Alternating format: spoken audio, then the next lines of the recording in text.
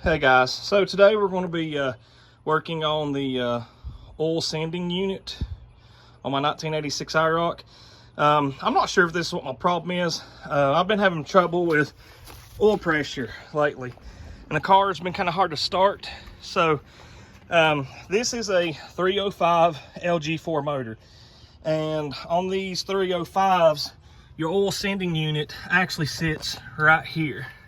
Okay, this right here, if you can see it, that round piece right in there is your oil sending unit. Okay, it's got a little switch or a plug that goes on there. Okay, your plug's down in here. All right, so the way you take this off is first you pull the plug, and then you're going to have a nut that actually sits on the filter, pump, whatever you want to call it, right here. Okay, now this new one is a 13 millimeter or 14 millimeter. Okay, the one I'm taking out of the car is actually a 15 millimeter, so I'm having to use a 15 millimeter. Pretty much all you do. Now, I did put some PB Blaster on this thing before I got started. You can kind of see right in there, I put PB Blaster on it, and once you get it started, you should be able to reach down in here and turn it out with your hand. So let's see. Okay, let me reach in here and grab it. All right, so there's the old one that's out. So now all you're going to do is screw the new one in here. Now you can see someone's put like plumber's tape or something on this one. The new ones actually come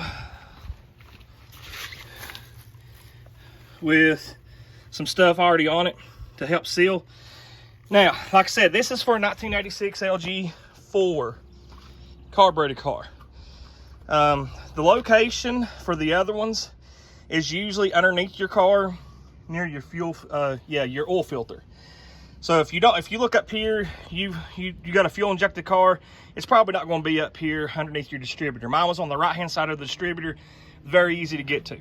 So I'm going to go ahead and put the new one in and see if that fixed my problem on my oil gauge. But regardless whether it fixed it or not, this is a 37-year-old car, and I've noticed that I drive it usually on Saturdays and Sundays. The more I drive it, the more little things keep going wrong. For an example, my radiator cracked a couple weeks ago. I wish I'd made a video of that, and I didn't, but very easy process. Take the radiator out, put a new radiator, new thermostat in, and then my fuel line broke the next week. So I ordered a new fuel line off of Hawks Motorsports. And by the way, those fuel lines from Hawks Motorsports, you know, there's been some things I've gotten from Hawks that I've really not liked, like my center console, but that fuel line was bent perfectly. So it went right in like it should. But I mean, there's little things that keep going wrong with the car, but it's 37 years old. It didn't get drove a whole lot. So I'm gonna go ahead and put the new oil sending unit in there and see if it takes care of my problem. Okay guys, so this video has been a couple of days in the process.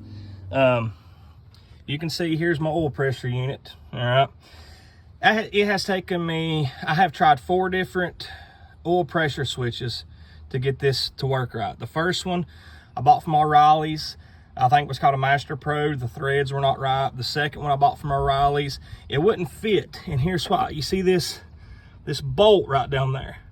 Well, the aftermarket oil pressure sensors are bigger round than the original one. The original one actually scraped that bolt as it was screwing in, but it still had enough clearance to go in there. Well, the second one I bought from O'Reilly's was too big round, so I went to Advance. I bought one. It was also too big round. I tried taking that bolt out, couldn't get it to turn.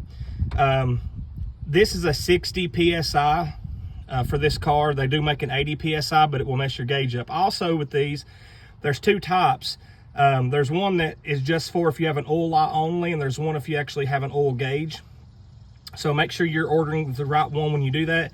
But what I finally had to do was to get the one from Advance to work, and it's actually, in case you want to see it, it's a CarQuest, and this is the numbers on it for mine. This is a 1986 Iroc Z305 5.0 LG4.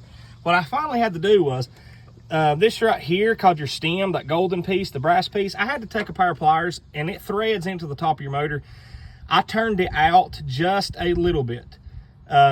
just enough to get clearance from that bolt. And then once you start threading the new pressure switch in there, it will eventually clear over the bolt. And then I just grabbed the pressure switch and everything and turned the stem back to where it was supposed to be at.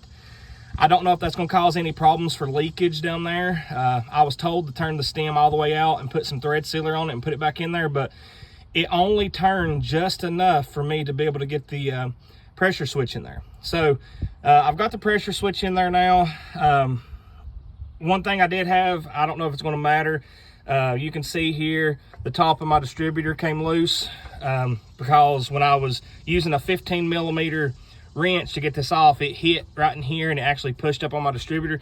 I don't think that's going to matter, but just make sure that you find one that's going to have the correct threads, that's going to thread in there the right way, because you don't want to put the wrong threads in there. And like I said, if you're under the problem I had where that little bolt down there is in your way, I just took a pair of channel locks, I turned the stem out just a little bit, put the new pressure switch in there, and then I turned it back in. Now here in a few moments, I'm going to start the car up to see if this fixed my problem. My gauge, it just stopped working. So if it didn't fix the problem, I'm still happy that I changed this, because it was a 37-year-old part and I do hear some rattling in the old part. But if it doesn't fix my problem, then I'm going to wind up replacing the gauge in my car. So we'll see if it works here in just a moment. All right, guys, as you can see, it did not fix my gauge. I can tap on this gauge and the hand moves.